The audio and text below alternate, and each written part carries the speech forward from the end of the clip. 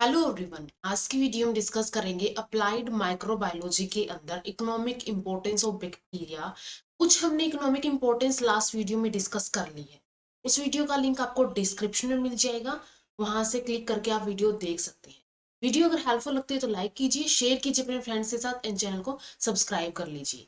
तो आज की वीडियो में हम कुछ तो इकोनॉमिक इंपॉर्टेंस के बारे में डिस्कस करेंगे एंड कुछ बैक्टीरिया की हार्मफुलनेस डिस्कस करेंगे।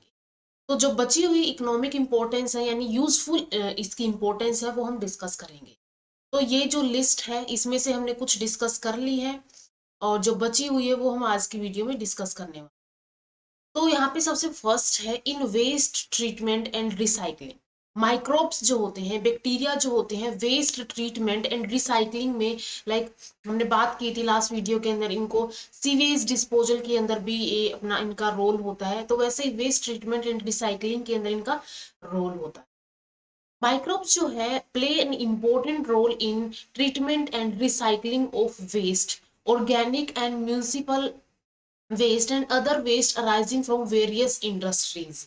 जैसे कि ये वेस्ट हो सकते हैं, डिफरेंट डिफरेंट इंडस्ट्रीज के वेस्ट हो सकते हैं या फिर जो हाउस होल्ड के वेस्ट हो सकते हैं। Recycled organic waste can be used in animal feed. And जो रिसाइकिल करके ऑर्गेनिक वेस्ट आएगा उसको एनिमल फीड की फॉर्म में यूज किया जा सकता है, फर्टिलाइजर्स की फॉर्म में यूज किया जा सकता है, या फिर फर्मेंटेबल सबस्ट्रेट की फॉर्म में यूज किया जा सकता है, या फिर सोइल कंडीशनर की तरह यूज किया जा सकता है। सीवेज के अंदर डोमेस्टिक हो सकता है या फिर इंडस्ट्रियल वाटर बोर्न वेस्ट हो सकते हैं। The application of algal bacterial system, ठीक है, एल्गल बैक्टीरिया सिस्टम बनाया जाता है जिसके अंदर इनका ट्रीटमेंट करवाया जाता है। यानी वेस्ट जो वाटर का ट्रीटमेंट है या फिर जो जो रिसाइकलिंग ऑफ सीवेज है, ऑर्गेनिक वेस्ट है, उनका ट्रीटमेंट किया जाता है। ये बहुत ही सिग्निफिकेंट होती है सीवेज डिस्पोजल के अंदर, ठीक है। सीवेज डिस्पोजल के अंदर एल्गल बैक्टीरियल सिस्टम बनाया जाता है।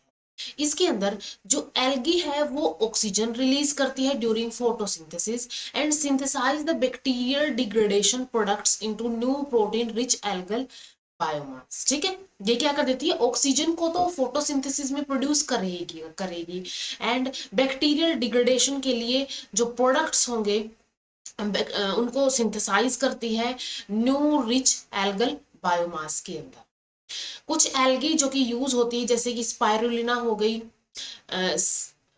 सीनी डेस्मस हो गई, इसके अलावा क्लोरेला हो गया, कुछ प्रोटोजोन्स जैसे कि ओपरक्लेरिया हो गया, माइक्रो डिस्कम हो गया, वोर्टिसेला एंड किलोडोनीला हो गया, सिनेटा एंड ट्रैकियोफाइलम उसी में। ये सब प्रोटोजोन्स है जो कि इनके अंदर वेस्ट ट्रीटमेंट या फिर सीवेज ट्रीटमेंट के अंदर यूज किए जाते हैं। ठीक है, जो एरोबिक सीवेज ट्रीटमेंट होता है इनके अंदर इनका रोल होता है। तो ये डिफरेंट डिफरेंट टाइप के माइक्रोब्स है जो कि वेस्ट ट्रीटमेंट एंड रिसाइकलिंग के अंदर यूज होते हैं।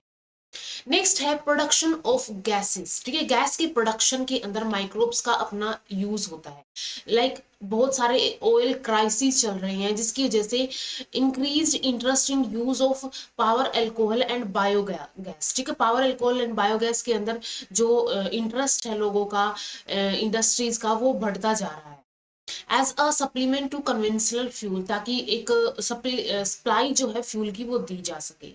गैसोहॉल जिसके अंदर 90% अनलेडेड गैसोलीन होता है एंड 10% एल्कोहल होता है। ये बहुत सारी कंट्रीज के अंदर यूज की जाती है to combat the energy shortage. ठीक है, एनर्जी शॉर्टेज से निपटने के लिए।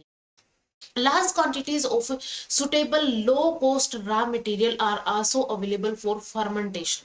जैसे कि कौन कौन से यूज किए जा सकते हैं raw material, microbial fermentation of sugar cane juice to ethyl alcohol can partially meet energy requirement. ठीक है, इसके अंदर शुगर केन का फर्मेंटेशन हो सकता है। Ethyl alcohol can also be produced by conversion of lignocellulose, या फिर लिग्नोसेलुलोज का बायो कन्वर्जन भी क्या कर सकता है, इजिली इथाइल अल्कोहल उससे प्रोड्यूस हो सकता है। लाइव स्टॉक वेस्ट जो होता है can be used for generation of biogas, जिसको मीथेन बोला जाता है। तो जो लाइव स्टॉक होता है जो काऊ या फिर बफेलो डंग होता है उसको यूज किया जाता है थ्रू माइक्रोबियल फर्मेंटेशन। ठीक है, इनके अंदर माइक्रोबियल फर्मेंटेशन होती है जिसकी हेल्प से मीथेन बनती है। Methane generation is dependent upon the microbial conversion of cellulose and other material to methane under anaerobic condition। And ये जो यहाँ पे बायोगैस का प्रोडक्शन होता है, मीथेन का प्रोडक्शन होता है, ये एनारोबिक कंडीशन के अंदर होता है। एंड इसके अंदर माइक्रोबियल कन्वर्जन होता है सेलुलोज का एंड कुछ अदर मटेरियल्स का भी। The residues is used as organic fertilizers for crop। Gas निकल जाएगी और जो रेजिड्यू बचेगा यहाँ पे बायोगैस प्रोडक्शन के टाइम पे वो ऑर्गेनिक फर्टिलाइजर्स की तरह यूज किया जा सकता है। Microbes synthesize hydrocarbons and oxygenated compounds which may serve as liquid fuel। ठीक है, माइक्रोब्स जो hydrocarbon and oxygenated compounds synthesize करते हैं वो भी लिक्विड फ्यूल की तरह यूज कर सकते हैं। Many marine and fresh water जैसे red, brown, green algae, diatoms and phytoplanktons produced heneicosahexaene. ठीक है, C21 कार्बन होते हैं यहाँ पे, हाइड्रोकार्बन होते हैं। तो ये भी क्या होता है, यहाँ से इनसे बनता है, ये प्रोड्यूस करते हैं इसको हेनिकोसा हेक्सेन को। इसके अलावा और भी है जैसे कि पेंटाडिकेन है जिसके अंदर 15 कार्बन एटम होते हैं, प्रीडोमिनेंट्स इन ब्राउन एल्गी एंड हिपेटाडेकेन जिसके अंदर 17 होते हैं कार्बन जो कि रेड एल्गी के अंदर पाया जाता है। हाइड्रोजन भी एक वैल्यूबल फ्यूल होता है। ठीक है, हाइड्रोजन भी एक वैल्यूबल फ्यूल होता है। बहुत सारी एल्गी जैसे कि क्लोरेला, क्लोमेडोमोनास, सिनिडेसम, ड्यूनिला एंड ओसिलटोरिया, ये जो है इनके पास कैपेबिलिटी होती है producing hydrogen from water in sunlight. ठीक है, वाटर के अंदर ये रहेंगे, सनलाइट की प्रेजेंस में ये क्या कर देते हैं, हाइड्रोजन प्रोड्यूस कर देते हैं। एंड इस प्रोसेस को बोला जाता है बायोफोटोलिसिस। ठीक है, बायोफोटोलिसिस इसको बोला जाएगा। And is mediated by enzyme hydrogenase. ये हाइड्रोजिनेज एंजाइम की प्रेजेंस में होता है। ठीक है, हाइड्रोजिनेज एंजाइम यहाँ पे होगा तो यहाँ पे हाइड्रोजन प्रोड्यूस होती है in the presence of sunlight with the help of this algae. However, in cyanobacteria and phototrophic eubacteria, chief hydrogen producing enzyme is nitrogenase। Cyanobacteria के अंदर हमने डिस्कस किया था कि कैसे नाइट्रोजनेज की हेल्प से वहां पे हाइड्रोजन प्रोड्यूस होती है। This enzyme reduced dinitrogen to ammonia. जो डाई नाइट्रोजन होगी उसको ये अमोनिया के अंदर कन्वर्ट कर देता है with the use of electrons, protons and ATP. ठीक है, यहाँ पे इलेक्ट्रॉन्स, प्रोटॉन्स एंड एटीपी का यूज होता है। Some of the reduced protons are evolved as hydrogen gas।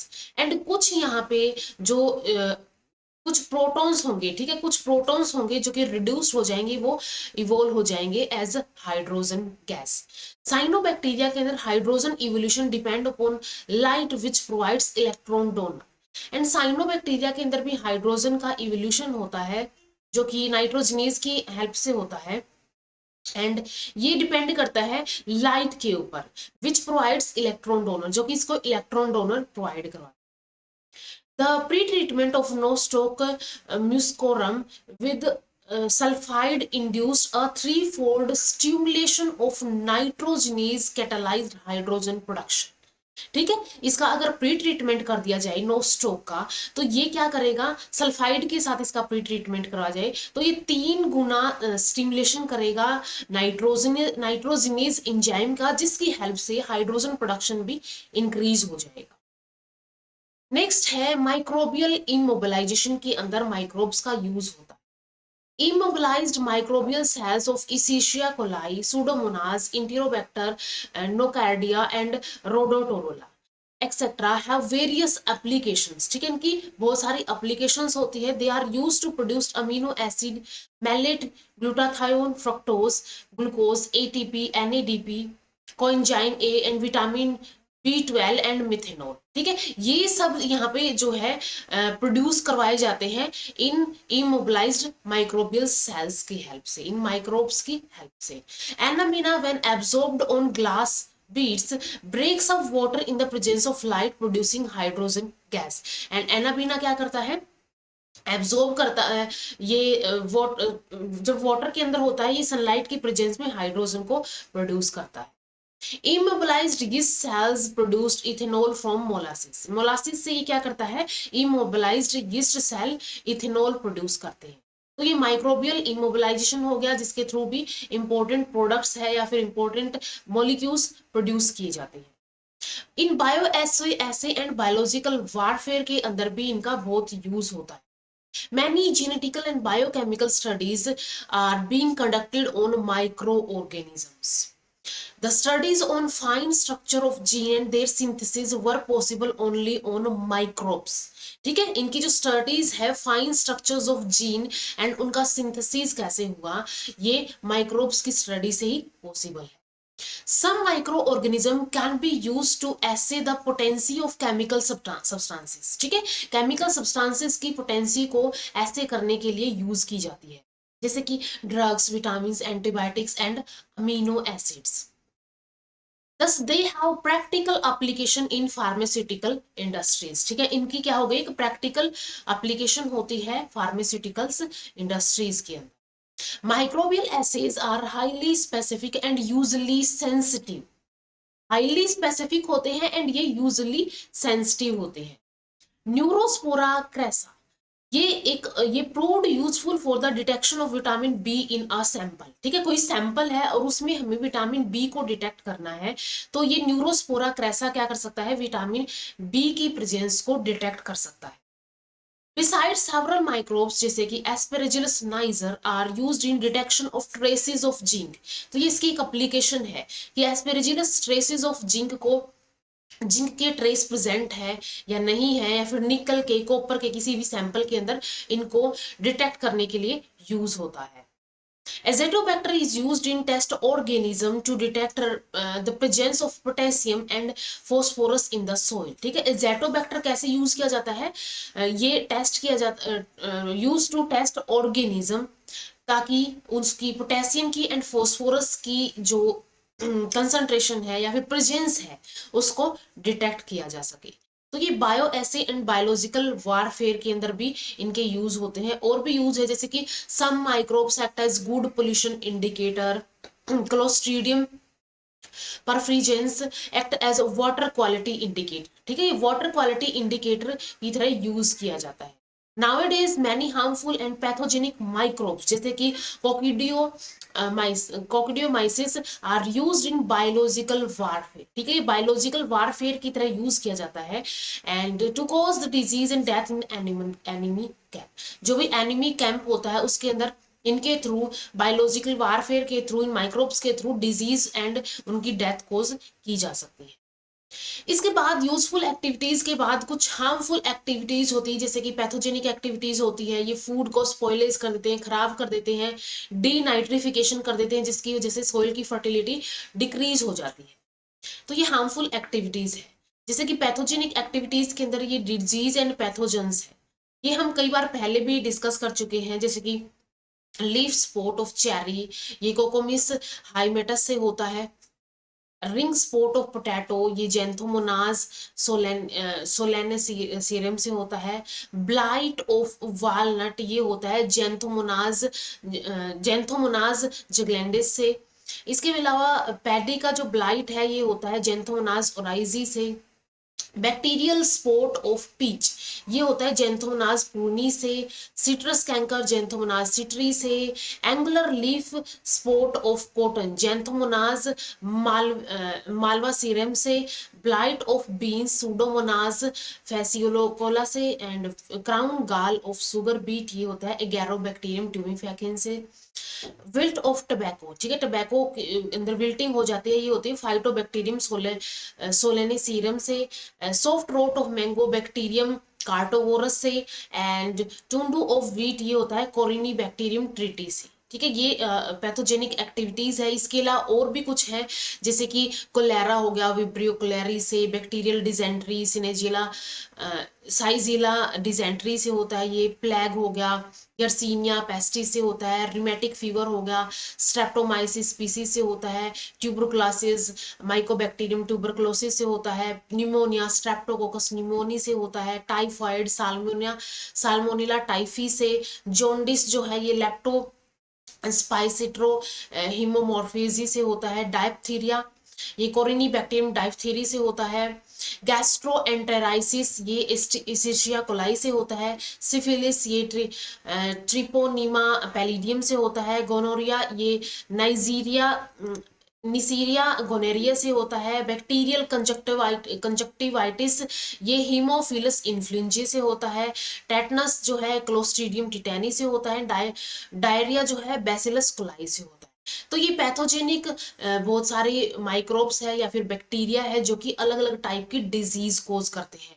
कुछ हमने प्लांट्स के अंदर देख ली, कुछ ये एनिमल्स के अंदर होते हैं। इसके अलावा फूड स्पॉइलेज करते हैं, फूड को खराब कर देते हैं। बहुत फेवरेबल कंडीशन जब होती है और इनको एक न्यूट्रिटिव मीडिया मिलता है एज फूड, तो ये उसके ऊपर ग्रो कर जाते हैं एंड ये क्या कर देते हैं, flavour, smell, appearance of food material को अफेक्ट कर देते हैं, चेंज कर देते हैं, ताकि उसकी जो क्वालिटी है वो भी अफेक्ट हो जाए। Carbohydrate fermenting bacteria convert carbohydrate food into acids. ठीक है, जो कार्बोहाइड्रेट फर्मेंटिंग बैक्टीरिया है वो कार्बोहाइड्रेट फूड्स को एसिड्स के अंदर कन्वर्ट कर देंगे, अल्कोहल के अंदर कन्वर्ट कर देंगे, गैसेस के अंदर कन्वर्ट कर देंगे। Lipolytic bacteria convert fatty foods and into fatty acids and glycerols and proteolytic bacteria convert proteins foods into amino acid, amines and ammonia etcetera. तो ये डिफरेंट डिफरेंट इनकी एक्टिविटी होती है जिसकी हेल्प से ये फूड को स्पॉइलेज कर देते हैं, फूड को खराब कर देते हैं। अब जब मिल्क जो है मिल्क जो है वो स्ट्राइल होता है when it leaves healthy cow, but it contains several type of bacteria by the time it reaches the table. जब तक ये हमारे पास पहुंचता है तब तक इसके अंदर बहुत सारे टाइप के बैक्टीरिया ऐड हो चुके होते हैं। Species of Lactobacillus, Streptococcus, Micrococcus, Proteus are responsible for spoilage of milk and milk product। ठीक है, इनको मिल्क को एंड मिल्क प्रोडक्ट्स को ही स्पॉइलेज कर देती है। Exotoxins produced by these bacteria are cause of food poisoning। And ये जो स्पॉइलेज होता है यहाँ पे ये एक्सोटॉक्सिन्स प्रोड्यूस करते हैं ये बैक्टीरिया, जिसकी हेल्प से फूड की पॉइजनिंग हो जाती है और फूड क्या हो जाता है, अनफिट हो जाता है यूज के लिए। Besides bacteria causing disease like tuberculosis हो गया माइकोबैक्टीरियम बोविस से, इसके अलावा ब्रूसिलियोसिस हो गया, ब्रूसियोलिस एबोर्टस हो गया, transmitted through the cow milk. ये भी किससे होते हैं, काउ मिल्क से ट्रांसमिट होते हैं। The botulism disease is caused by exotoxins produced by Clostridium botulinum। Clostridium botulinum से क्या होता है, बोटुलिज्म कोज हो जाता है जो कि एक एक्सोटॉक्सिन होता है। Swelling of tongue, double vision, respiratory paralysis, ये इस डिजीज के मेन सिम्टम्स होते हैं। Many bacteria multiply in water and makes it unpotable। ठीक है, इसको अनहेल्दी कर देंगे बैक्टीरिया इसके अंदर ग्रो करके। बैक्टीरिया कोजिंग टाइफाइड फीवर, जिसको साल्मोनेला टाइफी बोलते हैं, bacterial dysentery, shigella dysentery, cholera, vibrio cholerae are generally transmitted through water. ये भी किससे होते हैं, वाटर से ही ट्रांसमिट होते हैं। तो ये डिफरेंट डिफरेंट टाइप की माइक्रोब्स डिजीज कोज कर सकते हैं। डीनाइट्रिफिकेशन में ये जो है डीनाइट्रिफिकेशन कर देते हैं। इस प्रोसेस के अंदर जो पहले क्या होता है, जो एटमॉस्फेरिक नाइट्रोजन होती है वो नाइट्रेट्स एंड नाइट्राइट्स के अंदर फिक्स की जाती है और फिर वो यूजफुल हो जाती है प्लांट्स के लिए एंड उनके ऊपर जो डिपेंडेंट है एनिमल्स के लिए। तो वो जो यूजफुल नाइट्राइट्स एंड नाइट्रेट्स थे उनको उनकी डीनाइट्रिफिकेशन यहाँ पे कर दी जाती है। तो यानी कि वो जो नाइट्रेट्स और नाइट्राइट्स थे वो क्या कर दी जाएंगे, अगेन उसको फ्री अमोनिया फ्री नाइट्रोजन के अंदर कन्वर्ट कर दिया जाएगा जैसे वो पहले आई थी फिक्स होने से पहले। तो इस प्रोसेस के अंदर नाइट्रेट्स एंड नाइट्राइट्स का डिकम्पोजिशन होता है पहले अमोनिया के अंदर एंड देन फ्री नाइट्रोजन के अंदर। Takes place under influence of denitrifying bacteria. यहाँ पे डीनाइट्रीफाइंग बैक्टीरिया क्या करते हैं, इसका ये कन्वर्जन करते हैं, जैसे कि बैसिलस लाइकिनीफॉर्मिस, सूडोमोनास, एरियोगिनोसा एंड इस्चेरिशिया कोलाई। ये बैक्टीरिया क्या करेंगे, ये डीनाइट्रीफाइंग बैक्टीरिया डीनाइट्रिफिकेशन कर देते हैं। जो नाइट्रेट्स हैं उनको अमोनिया में देन फ्री नाइट्रोजन में ये कन्वर्ट कर देते हैं। These bacteria use nitrate as oxidant in respiration। क्योंकि ये बैक्टीरिया क्या करते हैं, नाइट्रेट को एज ऑक्सीडेंट यूज करते हैं अपनी रेस्पिरेशन के अंदर। एंड इस प्रोसेस के अंदर combined nitrogen of soil is removed in the form of gas. जो भी वहां पे फिक्स हुई थी, जो भी कंबाइंड फॉर्म में थी, वो अगेन क्या हो जाएगी, फ्री हो जाएगी। The soil is depleted of an essential nutrient for plants and thereby decreasing agricultural productivity. तो एग्रीकल्चर प्रोडक्टिविटी डिक्रीज हो जाएगी क्योंकि यहाँ पे सोयल डिप्लीट हो जाएगी, डिग्रेड हो जाएगी, या फिर ये बोल सकते हैं कि उसकी जो फर्टिलिटी है वो कम हो जाएगी। तो ये डीनाइट्रिफिकेशन करते हैं कुछ माइक्रोब्स, ये क्या है, इनकी एक हार्मफुलनेस होती है। तो यहाँ पे हमने अलग अलग टाइप की harmfulness, economic importance and usefulness discuss कर ली है बैक्टीरिया की अप्लाइड माइक्रोबायोलॉजी के अप्रोच से। मिलते हैं नेक्स्ट वीडियो के अंदर। वीडियो अगर हेल्पफुल लगी हो तो लाइक कीजिए, शेयर कीजिए अपने फ्रेंड्स के साथ एंड चैनल को सब्सक्राइब कर लीजिए। Thank you so much.